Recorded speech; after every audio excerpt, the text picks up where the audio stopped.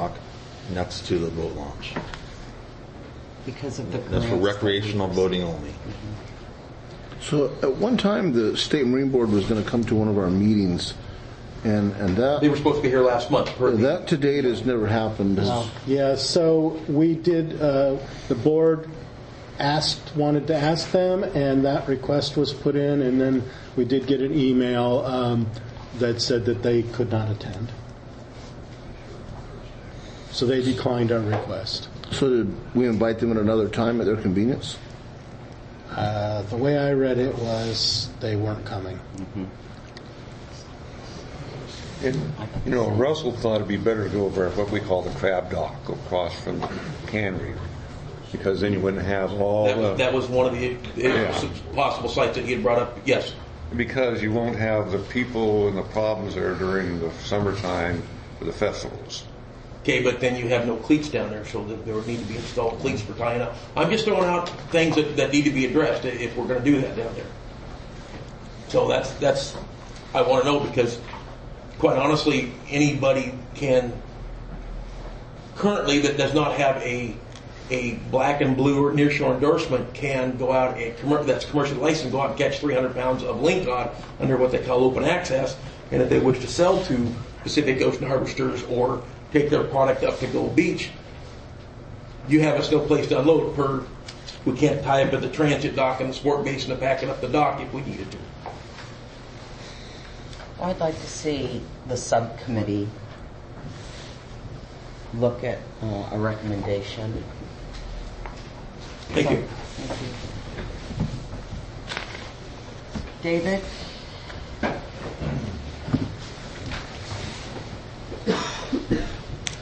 Hello, Commissioners. David Castellanos.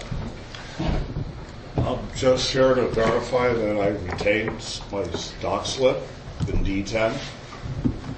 The last report I got is they'll notify me if there's any changes. I was told it was going to be on the commission for the agenda this week.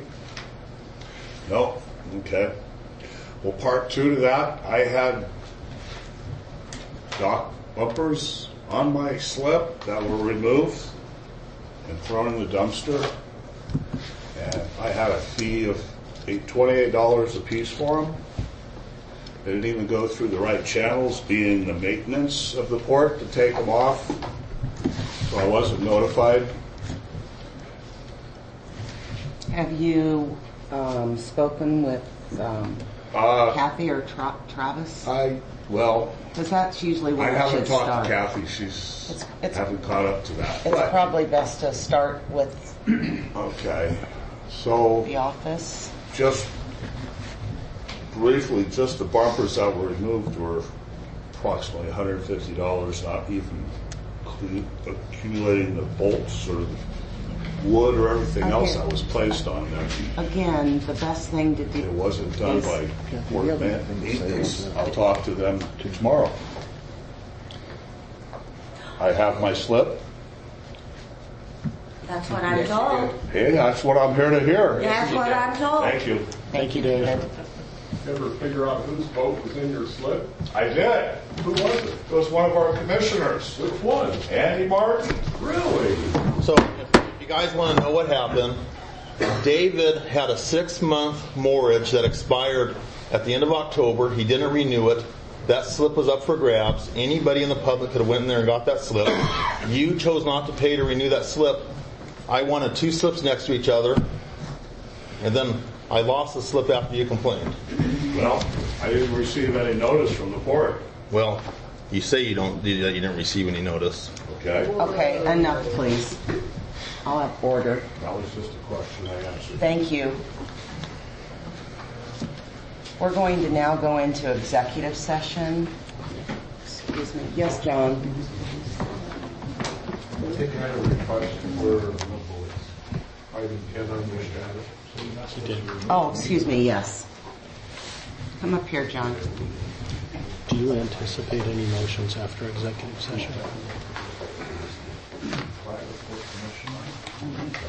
Excuse me. David. Excuse me. And Al, someone's speaking. I apologize for interrupting prior to you going to the executive session. I'm John Brazil, resident of Harbor, Oregon. Indirectly, I know this is non-agenda related items, but I'm going to address it that way, and it may pertain to a previous agenda item. I'd just like you to take this under consideration. When you were talking about Portside Suites, my understanding is that there would be some delineation between some land that may be removed from the port's jurisdiction into a private ownership. And the same thing for the Bush property.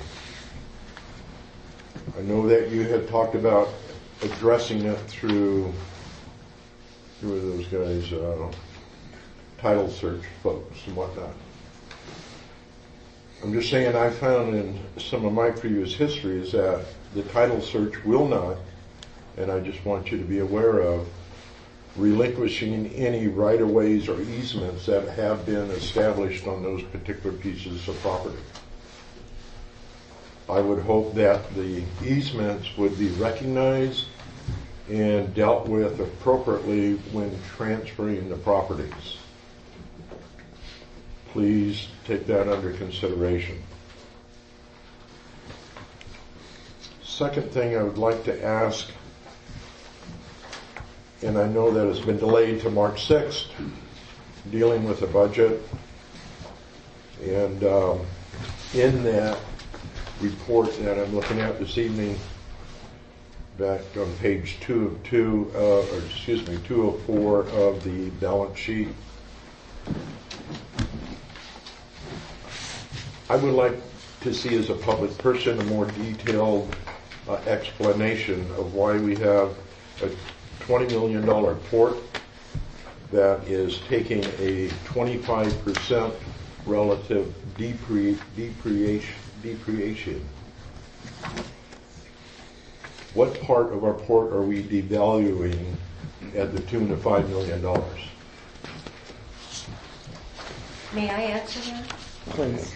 I asked Kim the same thing, and it's called allowance for depreciation.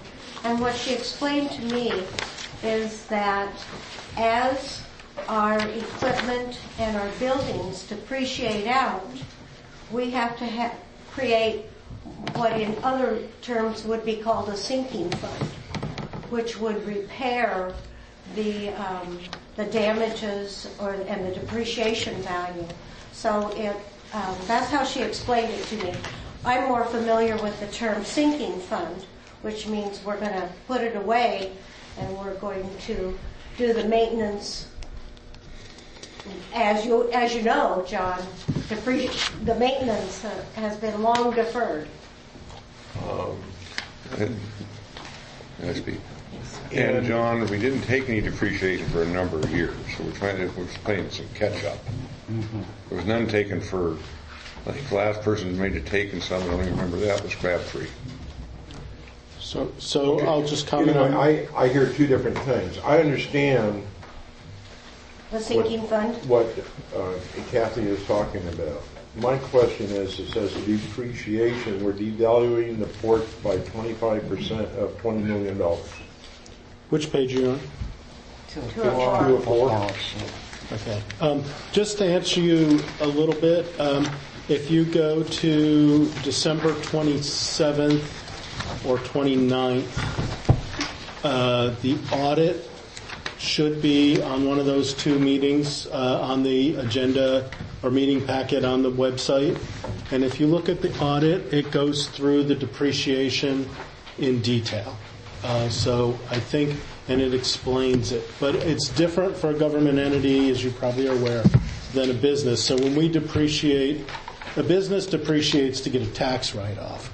We depreciate just to reflect the value of our current assets as we understand them, what their value is my understanding. So then I should see, if we're at a $20 million asset and we depreciate 25% of that, that would lower our value of the port,